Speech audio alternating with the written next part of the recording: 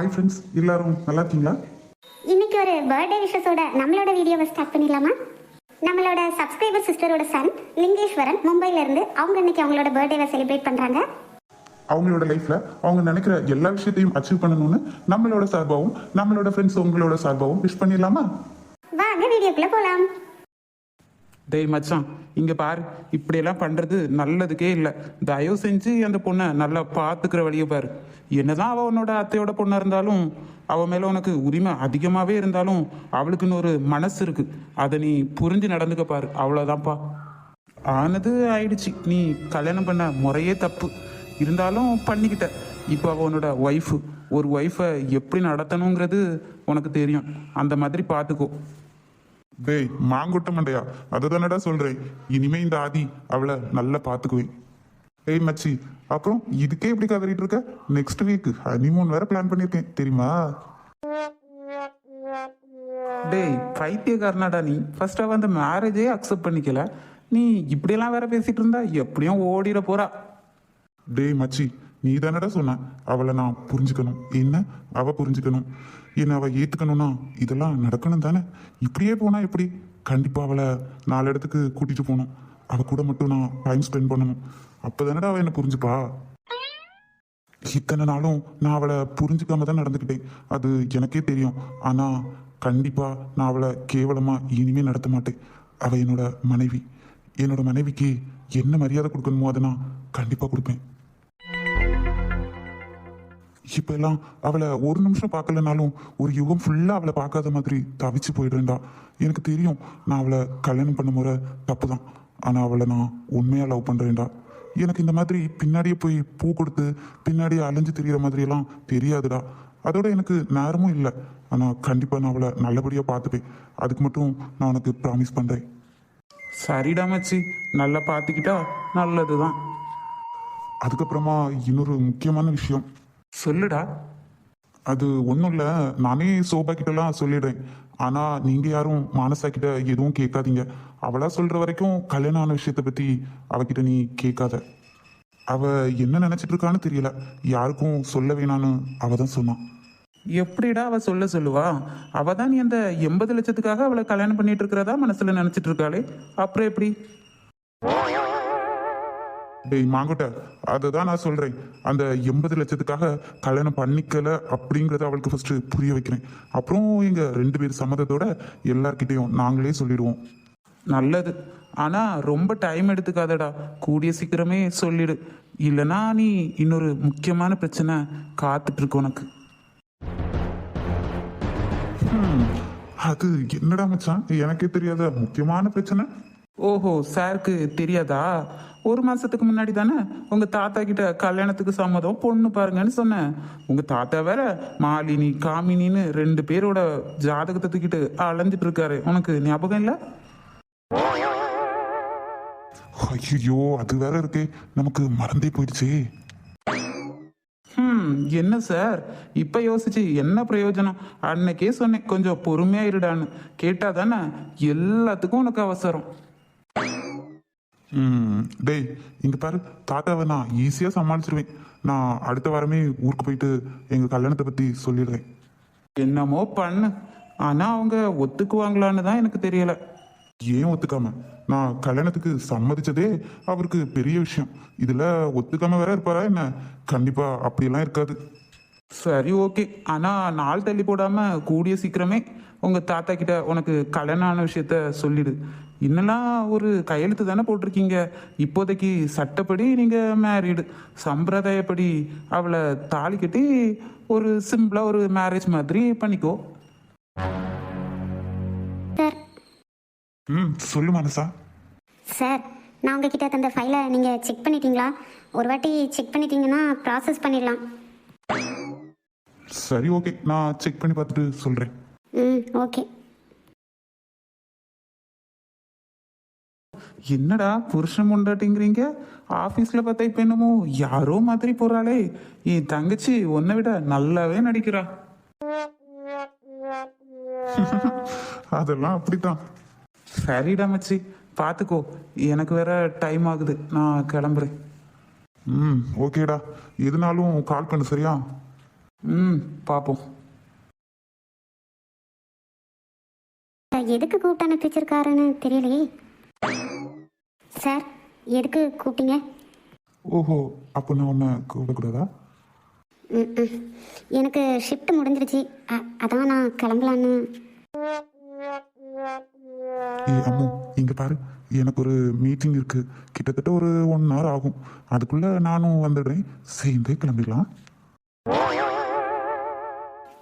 நான் எவ்வளோ நேரம் உட்காந்துட்டு இருக்கிறது? இல்லை, அதெல்லாம் என்னால் முடியாது. நான் வீட்டுக்கு கிளம்புறேன். ம், சரி, நீ ரூமில் போய் ரெஸ்ட் எடு. நான் மீட்டிங் முடிஞ்சதும் உன்னை கூட்டிகிட்டு போகிறேன். அதெல்லாம் முடியாது. நான் ஜித்தனை கூட கிளம்புறேன். என்ன பிரச்சனை உங்களுக்கு இப்போ? என்ன பிரச்சனைன்னு இப்போ சொல்லியே ஆகணுமா? ஐயோ, என்ன பிரச்சனைன்னு மேடம்க்கு கண்டிப்பாக தெரியணுமா? இல்லை ரூமில் போய் வெயிட் பண்ணுறீங்களா? அது நான் ரூம்லேயே வெயிட் பண்ணுறேன். நீங்கள் வந்ததுக்கப்புறமா சேர்ந்தே போகலாம். Good good girl.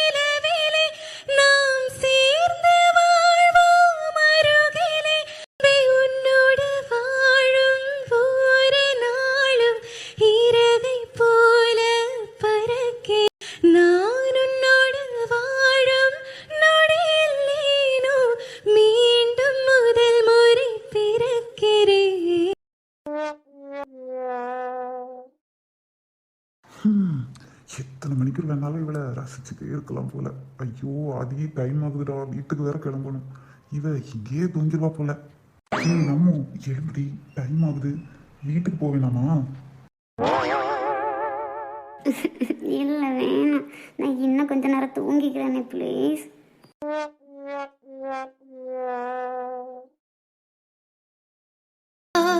இந்த காதலும் ஒரு வகை சித்திரவதை, உயிருடன் எரிக்குதடா. ஐயோ, இப்போ இவளை தூக்கிட்டு போயிடலாம்னா கூட இது ஆஃபீஸ் ஆச்சு. அப்புறம் அவளோட நின்றும் கெட்டு போயிடும். மனசா, ஏய் அம்முக்குட்டி, எந்திரிங்க, நேரம் ஆகுது. ஐயோ, இவளை தூக்கத்தில் எழுப்புறது ரொம்ப கஷ்டம் போலயே. அம்மு, அடி பாவி, இப்படி இருக்காளே. ஐயோ, என்ன விடுங்க. ஏ, என்னாச்சு? எதுக்கு இந்த பதட்டம்? எதுக்கு உங்க மாடியில நான் படுக்க வச்சிருந்தீங்க? அதுவா, அது அது அது ஏய் லூசு, உன்னை எழுப்ப எழும்பாம நீ தான் என் ஷர்ட்டை பிடிச்சிட்டு என் மாடியில் படுத்திருந்த. நான் இன்னும் ஒன்றும் பண்ணலை. அப்பாடி, நானும் பயந்துட்டேன். சரி, ஓகே, இந்த ரொமான்ஸ் எல்லாம் வீட்டில் போய் வச்சுக்கலாம். இது ஆஃபீஸ், கிளம்புவோமா? சி, விடுங்க. ஏய், பொண்டாட்டி ஓடாதடி, நில்லு. லூசு.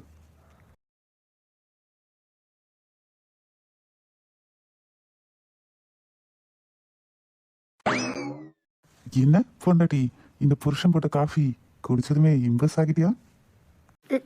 அப்படியெல்லாம் ஒன்றும் இல்லை. அப்போ காஃபி நல்லா இல்லையா? சொல்லுடி பொண்டாட்டி, காஃபி நல்லா இருக்கா இல்லையா? அது நல்லா தான் இருக்கு. அப்போ இம்ப்ரெஸ் ஆகிட்டியா? இல்லை. உன்னை இம்ப்ரெஸ் பண்ணுறதுக்கு நான் இன்னும் என்ன பண்ணணும்னு எனக்கே தெரிலடி. ஏய் பொண்டாட்டி, காஃபி குடிச்சிட்டா கப்பதா? ஆனால் எத்தனை வாட்டி சொல்கிறது என்ன இந்த மாதிரி கூப்பிடாதீங்கன்னு? எப்படி? அதான் இப்போ கூப்பிட்டீங்களே, அதான். அதான் எப்படி? பொண்டாட்டின்னு. ஓ சரி, அப்போ என்னதான் கூப்பிடுறது? பொண்டாட்டிய பொண்டாட்டின்னு தானே கூப்பிட முடியும். ஐயோ போதும், இந்தாங்க கப்பை பிடிங்க போங்க. ம். நான் ஒன்றா இவளுக்கு கோவம் மட்டும் வந்துடும். அது நான் ஒன்று கேட்கட்டுமா? கேளுங்க. நாம் எங்கேயோ வெளியே போகிறோன்னு சொன்னீங்க, எங்கே போகிறோம்? அதுவும் 5 days. என்ன மனசா, உனக்கு 20 வயசு ஆக போகுது, ஆனாலும் இன்னும் விவரம் பத்தலையே. என்னாச்சு? என்னோட விவரத்துக்கு இப்போ என்ன பிரச்சனை? நமக்கு இப்போதான் கல்யாணம் ஆகியிருக்கு. அப்போ நாம இப்போ எங்க போவோம்? எதுவும் தெரியாத மாதிரி கேட்குற. நாம இப்போ ஹனிமூன் போக போறோம். அதான் நாளைக்கு காலையில நம்ம கிளம்புறோம். எது ஹனிமூனா? ஆமா, ஹனிமூன் தான். அதெல்லாம் இப்போ எதுக்கு? அதான் நீங்கள் அன்னைக்கே சொன்னீங்களே. அம்மா தாயே, மறுபடியும் மூஞ்சி தூக்கி வச்சுக்காத, என்னோட தாங்க முடியாது. நாம ஹனிமூன்லாம் ஒன்றும் போகலை. ஆஃபீஸ்ல இருந்து ஒரு மீட்டிங், அதுக்காக தான் நாம போகிறோம். என்னோட பர்சனல் செக்ரட்டரி அப்படின்றதுனால நீ என் கூட வர, அவ்வளோதான். இதை தாண்டி எனக்கு எந்த ஒரு கெட்ட எண்ணமுமே கிடையாது. சும்மா உன்னை பிராங்க் பண்ணுறதுக்காக தான் அப்படி சொன்னேன்.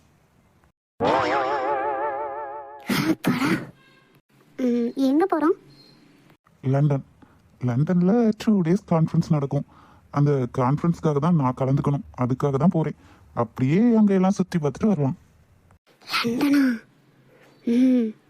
இதெல்லாம் கனவுல தான் நான் பார்த்துருக்கேன். பக்கத்தில் இருக்கிற பெங்களூருக்கு கூட போகணும்னு எத்தனையோ வாட்டி ட்ரை பண்ணியிருக்கேன். ஆனால் நம்மக்கிட்ட தான் காசு இல்லையே. லண்டன்? ஆனால் என்கிட்ட பாஸ்போர்ட் இல்லையே. உன்கிட்ட தான் பாஸ்போர்ட் இருக்கே. இல்லை, என்கிட்ட பாஸ்போர்ட்லாம் இல்லை, அது எனக்கே தெரியுமே. உங்களுக்கு எப்படி தெரியும் என்கிட்ட பாஸ்போர்ட் இருக்குன்னு? ஏன்னா பாஸ்போர்ட் அப்ளை பண்ணி வாங்கினதெல்லாம் நான் தான். என்னது? நீங்கள் எனக்கு பாஸ்போர்ட் அப்ளை பண்ணீங்களா? ஆனால் நான் சிக்னேச்சர் எல்லாம் போடவே இல்லையே. ஏய் அம்மு, இங்கே எல்லாமே பணம் பேசும். அதனால தான் நீ அப்ளை பண்ணலனாலும் உனக்கு பாஸ்போர்ட் விசா எல்லாம் இருக்கு. ஏய் என்னாச்சு, ஏன் முடிக்கிற? அதெல்லாம் ஒன்றும் இல்லை. அது சரி, இன்னும் என் பொண்டாட்டிக்கு என்ன குழப்பம், என்ன யோசனை? அது நீங்கள் எப்போவுமே மீட்டிங் போனால் ரஞ்சித் அண்ணா தானே கூட்டிகிட்டு போவீங்க. இப்போ மட்டும் ஏன்? நான் 5 days இங்கே இருக்க மாட்டேன். அந்த 5 daysம் நீ என்ன பண்ணுவியோ, என்னென்ன பிரச்சனையெல்லாம் இழுத்து வைப்பியோ, அதெல்லாம் எனக்கு தெரியாது. என்னால் அங்கே நிம்மதியாக இருக்கவும் முடியாது. அதனால தான் இந்த வாட்டி நீ என் கூட வர. நீயும் எனக்கு பர்சனல் செக்ரட்டரி தானே, அதனால. ஏன் நான் என்ன பண்ணேன்? சரி ஓகே, நீ உனக்கு தேவையானதெல்லாம் எடுத்து வை. நாளைக்கு காலையில் நாம கிளம்புறோம்.